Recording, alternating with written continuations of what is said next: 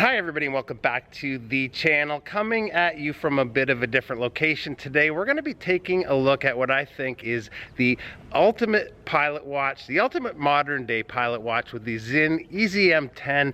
If you're new to the channel, every once in a while when we get a pilot watch on, we will take it to the skies. My brother has his pilot license. He's actually got a new plane that I haven't been up in yet, right behind me here. So gonna take the watch to the skies, then we'll take this back inside for the full review. Is there another headset or? Nope.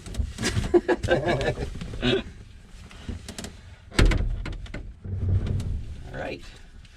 Clear prop. Yeah. So CHT is a cylinder head temperature. This one is oil temperature. Yeah. This one is water temperature. And this one's fuel pressure.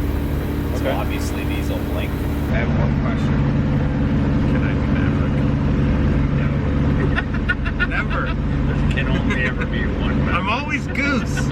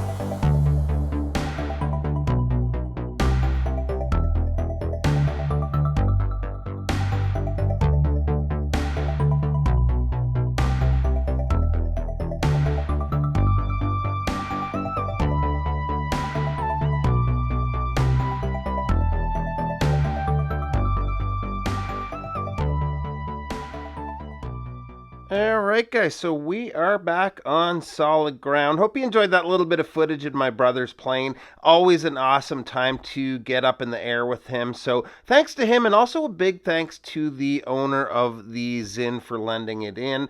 We met at Red Bar Toronto, which is a get-together for watch enthusiasts a while back. He's got an incredible collection and was super generous in lending his watch in. If you're on Instagram, check him out at Escape for some awesome watch shots. Now, on to the EZM 10. So I've had a few watches from Sinn on the channel. Usually a lot of the talk is about the tech that they use in their watches. None though that I've had were quite as tech-packed as the EZM 10. It's truly the definition of a tool watch. So let's start with the materials here. The watch and the bracelet are made with tegimented titanium.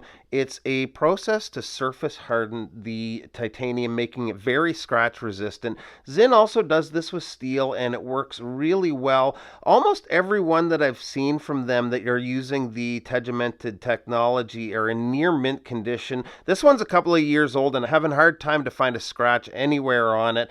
Other than the hardness, the titanium is lightweight. In colder weather, it's warmer to the wrist than steel, and I'm not sure if it's the hardening process or the way they've bead blasted the case, but it feels just silky smooth to the touch and against the wrist. The bracelet is really well made. The links are screw links, and if you can see here, they're actually using hex screws. A little bit better than flathead screws. You're not going to get that slippage you sometimes get with a flathead, which can sometimes cause damage to the links. We do have a milled clasp, but there's also an extension, and that's handy if you are an actual pilot. You can put this over a glove or maybe over a flight suit. And also just to point out the clasp, and this is a watch that gets worn, is in mint condition with that hardened titanium. So you might have noticed if we look at the case side here, there's a small circular capsule. If you're not familiar with Sinn, it almost looks like it might be a helium escape valve, but it's one of three parts of Sinn's dehumidifying system. It's actually a copper sulfate capsule which absorbs moisture. As it absorbs moisture, it'll turn to a darker blue to indicate that it's time to be changed. The other parts of the dehumidifying tech is their EDR, or extreme diffusion reducing seals.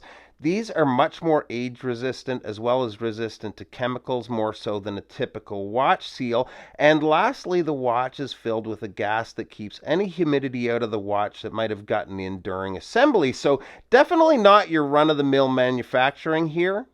The movement is modified, and I know a lot of companies maybe decorate a movement or add a custom rotor.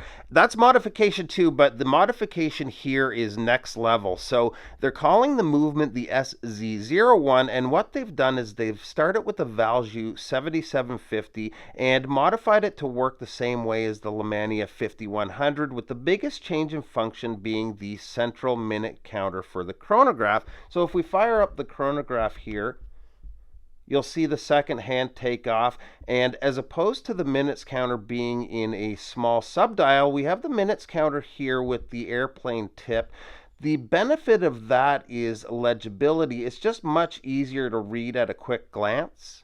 Just above the hour counter for the chronograph, the word diapal is printed. That's another development from Sinn that they use in some of their watches. If you want to just watch for 1 second as the minute hand starts to move, once the second hand hits the 12 there. Pretty cool how that engages.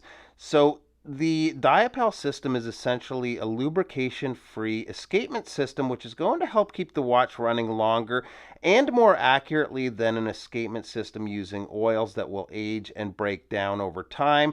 So a quick rundown of what we're looking at here on the dial, and there's a lot to look at, but it's actually very legible with the way they use the orange and the white. Anything orange on the dial is part of the chronograph function, so we have the central second and minute hand in orange, then the hour counter up to 12 hours at the 6. Everything in white is your typical timekeeping with the white hour and minute hand. At 9 is the running seconds. At 3 is the 24-hour time or AM/PM indicator. Tucked away at the 4:30 is the date window, which has a nice bevel framing the date. Between the 7 and 8 hour markers, there's a small symbol, and what that signifies is that the watch has undergone TESTAF certification. TESTAF certification is similar to what a dive watch would have to go through to be ISO certified, but test specifically for pilots' watches. It was developed by Sinn and the Aachen University of Applied Sciences. I'm not going to go into all the requirements here today, but I'll leave a link to where you can find that information on the Sinn site. The bezel is a 60-click bidirectional bezel with a sapphire insert. As opposed to a dive bezel, this is a countdown bezel. So say you're counting down 20 minutes, you move the 20 on the bezel to the minute hand, which we will do. And you're all set to count down 20 minutes until the minute hand hits the triangular pip on the bezel. You can also use that with the minute counter of the chronograph. The action is super solid. It's not overly clicky, but feels good and precise using it. The bezel also is screwed on with 4 screws, and you'll see one just here and around the perimeter of the bezel. It just helps to keep it secure on the watch and less likely to pop off if there's any sort of impact. The bezel is fully loomed, and the watch overall is a beast in the loom department. Even the thinner application on the chronograph hands stay nice and visible for quite a while. It's one of those watches that you look down at even in the day and have that day glow happening. So when it comes to legibility, they've really got their bases covered here. Now, with this being a true pilot's watch where that legibility is the top priority, the size is quite large on these. I know most people wearing these aren't pilots, but to me it's cool that it's got the specs for it. And coincidentally, the original owner of this was actually a helicopter pilot stationed in Hawaii, so that's kind of neat. So size-wise, the case on these come in at a width of just over 46.5 millimeters. The bezel is 44, so helps to reduce the size to the eye a little bit. And just a little bit, there's no getting around the fact that this is a beefy one. Lug to lug is a little over 53 millimeters. The lug opening is 22 millimeters, and the thickness is right around 15.5 millimeters. The water resist is 200 meters, and it's also resistant to low pressure situations that could cause the crystal to pop off. The crystal, by the way, is sapphire with AR coating on the inner and outer surfaces. So there's a lot that I haven't covered. This could easily be a lot longer video. This thing has anti-magnetic properties. It's resistant to extreme low and high temperatures.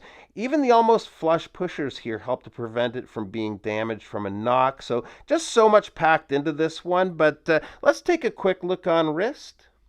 All right, so here it is. And although visually it's a bit of a beast of a watch, it doesn't feel like one on wrist. It's very comfortable with it being made from the lightweight titanium. That bead blasted finish feels great against the skin. I also let the chronograph run here for a few minutes just so you could see how easy it was to see, especially that central minute counter. You can clearly see that we're at the 21-minute mark versus trying to read it on a smaller subdial. So we'll just stop and reset.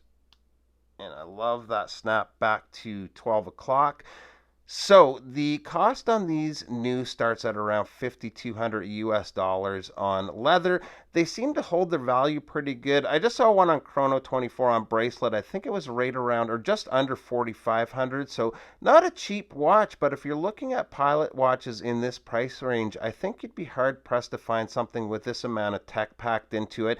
Even the modifications to the movement are just impressive to me. So what do you guys think? To me, this is the ultimate pilot's watch, really the ultimate tool watch. So that's it, guys. Big thanks to @EscapeIs for lending this in. Such a fun one to check out. Thanks to you guys for stopping by, and we'll see you real soon.